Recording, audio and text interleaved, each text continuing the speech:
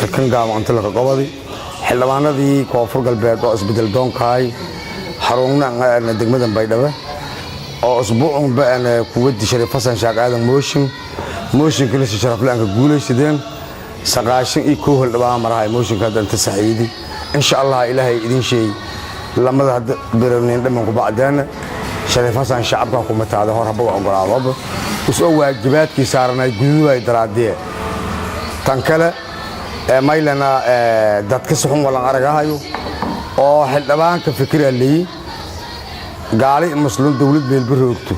xildhibaanada fikir ka shal doonaadaan odaa ka shal bahayaan jaafa ma jarto handadaadna ma jaro lankii wal taraaw oo tii haashado hoolka liiska suge xulkoob oo ka badiyo saban oo dhacan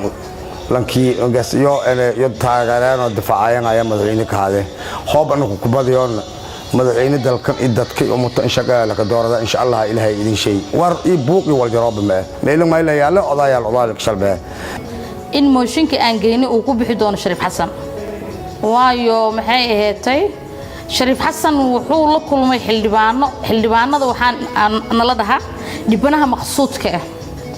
annagoo dalkeena iyo dadkeena iyo diinteena u dhaaranay aan tayna gabnay shacabkeena waxaan ugu maqanahay ma jirto waxaan dhihi lahayn kalsoonida shalay aan ku qabnay madaxweynaha waa kala laabanay as intaan mooshinka aan laga keenin tanazul ha sameeyo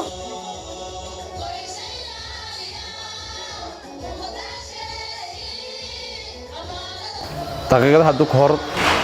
mayba telefoon oo kala hadalaya wasiirka garsoorka oo waliba garsoor sheegadaw